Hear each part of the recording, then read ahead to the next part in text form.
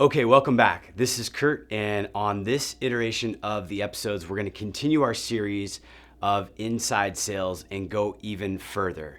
So, as I was writing the actual outline for this program in this series of videos, I actually realized that I shortened it up too much in the first one. I thought that I could do this in 3 parts.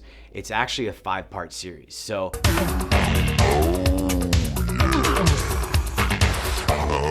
we're actually going to break things down in this video on basically going into the mindsets of the introduction as well as some of the basic kind of things. On the last video, if you remember, we talked about sort of the mindset and the framework of what you need going in, and we're going to pivot and get into a bit more of that as well as kind of like how to do the introduction. So the first video, we talked about your energy, your activity, and your strategy. And that's all super, super important because that sets the framework and the foundation for where you're gonna go.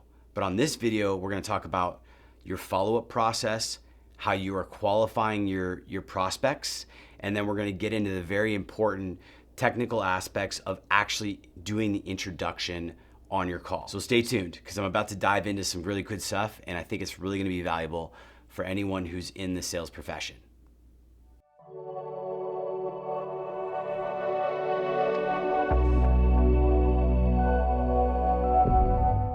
Great.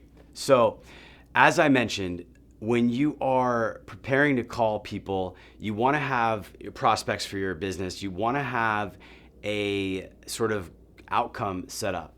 So, when we've got the strategy, we've got the actual energy and the activity dialed, then really now what we need to do is just kind of channel that and figure out what we're going to do. So, one critical piece that you really have to nail down is the outcome. And I like to think of it in terms of chunks. So when I'm calling and I'm doing cold calling, my goal is really to pique the interest of a prospect, get them to hook on the phone, get them into a presentation, really pique their interest. That's my goal. I'm typically prospecting and I'm calling one area of the country because my products that I've sold in the past are all geo-specific. So I'm focusing on one area that my service can provide value to the customers in, because that's where I know my service is going to be highly effective. Now, if you had a product that was a business service and it was universal and more of a software SaaS type solution, then you would just focus on maybe a customer segment type. Your goal here is to kind of niche down what you're doing. I think I finally found my niche. Niche. Niche? It's going to add focus to your business. I have finally found my niche. You mean niche? And when you're focusing in on sales, you're going to get better results. Mr. Feeney? Mr. Feeney! Right here, Mr. Matthew. Mr. Feeney! What is it, Mr. Matthews? Mr. Feeney, I have to talk to you. How could you not be here? Mr. Feeney? Mr. Feeney! Mr. Feeney! I was expecting you. Today, tomorrow, yesterday. It was only a matter of time. Without having focus, you're going to kind of be all over the place. That's why in the first video, I talked about strategy, how important that was. But it's also critical that you have a goal in mind of how you're going to approach your calling as well as how you're going to talk to your prospects. So let's dive a bit more into that. So once you nail down your goal, I recommend thinking about your follow-up process, because before you even make calls, you want to figure out how you're going to follow up. And a lot of reps, a lot of salespeople just do not do this very well. They bomb in this department. They don't follow up with their leads. In fact, think about it from your perspective. When was the last time you had someone call you more than 3 or 4 times that was trying to sell you something that did a good job of just leaving entertaining or engaging messages and piquing your curiosity? You probably didn't have a lot of that. And what isn't, it's not important. I like 'em big. I like 'em chunky. I like 'em big. I like 'em plumpy. I like 'em round. It's not important that you necessarily have a perfect follow-up process, but it is important that you actually are following up with your leads and that you're actually taking the initiative and coming up with a system. Kind of in the first video when we talked about it, you need a strategy, right? So you've got to have a way to dial in your calls. Like you want to minimize the amount of time in between each one of your calls, but the same thing goes for your follow-ups. Again, like there's so much noise and stuff going out there in the world that you're competing at a sales level. You really have to optimize your opportunities to reach your prospects and then optimize your follow-up. So follow-up is about really streamlining the process, but also qualifying your follow-ups. So a lot of guys will get on the phone and they'll call the prospect, and what happens is the prospect's like, yeah, call me back later. Or, call me in 6 months. And it's like, do you think it even makes sense to call me in 6 months? Like when I get on the phone and they tell me that, I'm like, cool, I'll call you back, but I don't want to call you back if you're not interested. I only want to call you back if you genuinely would want to have a conversation about the product or service that I'm selling. So are you just brushing me off, or you actually want me to call you back? And if you do, let's set a time. And usually at that point, I'm qualifying them, right? I'm finding out, are you really serious about me calling you back? Or are you on autopilot and you're just telling me not to call you?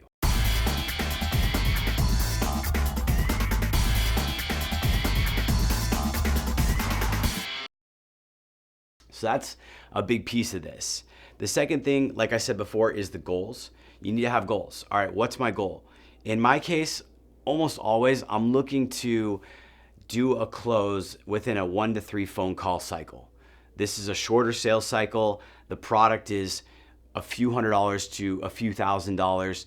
It's not going to change their entire world if they invest all their money in this, like selling a house, for example, where it might take in-person meetings and multiple conversations to kind of move the process along. So in this approach that I'm sharing, we're really focused on something where you're selling an item anywhere from, say, $100 to a couple $1,000, and that just requires typically 1 to 3, maybe 4 phone calls to move them along. The rare exceptions are when you're dealing with a prospect where they have a huge business, they're a heavy hitter, and you've got a lot of gatekeepers and maybe a marketing person, other people you need to talk to. In those situations, you're gonna have to actually maybe spend some more time following up. And some of my biggest clients, I probably called 40, 50 times. First, before I even really got the presentation in, and then probably another 5 to 10 times after the presentation to kind of lock in more specifics on what we were gonna purchase and what made sense for them in their business.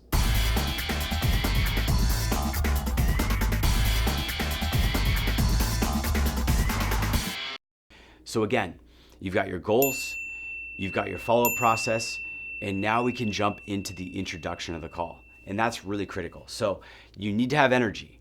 You've got to generate excitement.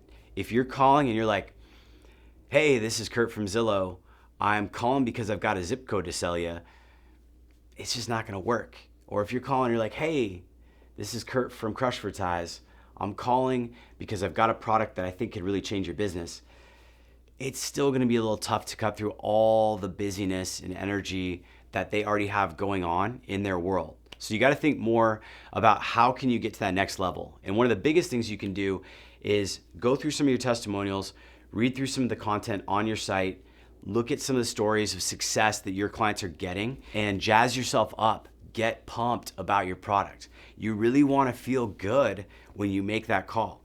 And here's what I'm gonna do. In the post, I've got a script kind of skeleton I'm gonna give you.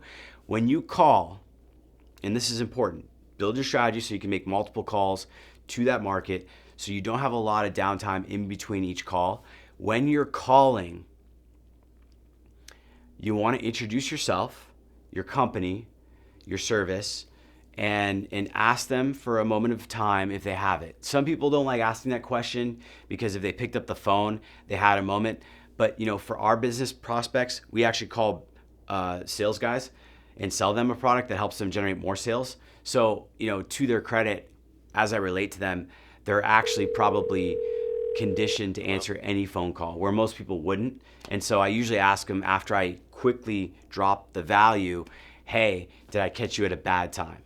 And I say bad time versus did I catch you at a good time, because typically people, when they first get a call from someone they don't know, are gonna want to say no. They're gonna wanna say, kind of like brush them off. So if you ask a question, you frame it in a way where they can say no and it allows you to move forward, that's to your benefit. So you'll see a lot of questions that I ask in my presentations is all about sort of that, I don't want to call it reverse psychology because it's not, but it's all about playing that factor where you're getting that resistance. So they're gonna say, no, I didn't catch them at a bad time. I'll be like, great, I've got a 2-minute prezo. Let me give you the basics of what I'm calling you about. If it makes sense, let's talk further. If it doesn't, we'll move on. Sound like a good deal, or is it still not a good deal? You know, something like that. And then you can go from there. So,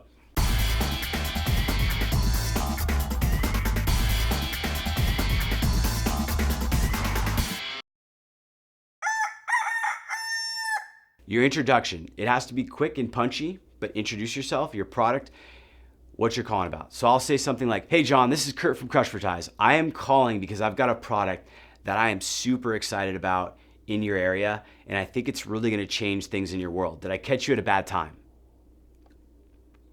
Now, what did I just say there? I said a bunch of stuff. The first thing is I introduced myself and I made a quick pause. I said, hey John, this is Kurt from Crush for Ties.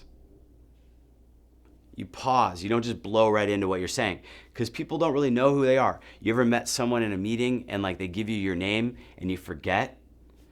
We're pausing to give them a moment to catch their breath, but not long enough to just shut off the call because there's sort of that sweet spot that you want to get into. So you're gonna say, hey John, this is Kurt from Crush for Ties. I am calling because I have a product that I really think would change your business for the better. Did I catch you at a bad time? Now you can tweak and refine this, but it's 3 or 4 sentences. It's very punchy, it's very quick. It tells the person who I am, why I'm calling, in a value benefit expressive way, where I'm saying, hey, look, I think I can value you in your life. I can add some value. So that's a big piece of it, the introduction. What we're talking about, getting their attention, getting them hooked, asking them about if when we caught them was a good time or not. The next piece is your transition, and that's critical, right? You're gonna transition in a smooth way to your presentation. So you're gonna say something like, great, I'm glad that I didn't catch you at a bad time. So it'd be like, great, I've got a quick 2-minute version of my presentation. I'm gonna give that to you. And if you think it makes sense to talk further, we'll talk further. If not, we'll go our separate ways. How does that sound? So what am I doing here? I'm teeing up and letting the prospect know that they're not gonna get sucked into a 45-minute webinar that they just don't have time for. I'm giving them the frame to understand that I'm gonna give them a 2-minute rundown. And again, while I'm doing that, I'm sort of qualifying and letting them know, hey, I'm gonna give you this 2-minute version. If this works, great. If it doesn't, we'll move on. Then what I'm doing is I am transitioning into my presentation. So now that we got the transition, we're gonna pivot into the presentation and discovering the customer's pain. Most customers are gonna want us to assist them if they trust us. We gotta build rapport. So that's why we're building rapport on the introduction by being really quick and concise, and the transition by framing the fact that we're only gonna talk about what we have to offer in a couple minutes to see if it's a good fit. And then we're gonna volunteer to basically cut and get out if it's not a good fit. So we're almost like qualifying ourselves, saying, hey, if this is great, great. If it's not, we're gonna go our separate ways, but I think it's good for you. And that's the sort of mentality you wanna bring to it. So this is part 2 of 5. The next video, part 3 of 5 here, is gonna really get into the meat and potatoes of the presentation and really discovering the pain. So next section, we're gonna get into the meat of how to structure a presentation, how to really engage your prospect in a back and forth dialogue and get them to feed you their pain points. And then what you're gonna do is really just twist that knife a little bit into the pain that they're already uncovering. And we'll get really into depth on that. And the last thing we'll do is we'll kind of wrap everything up and bring it back to the close. So stay tuned. I really appreciate the support, and I'm looking forward to recording that content and delivering that in the next coming days.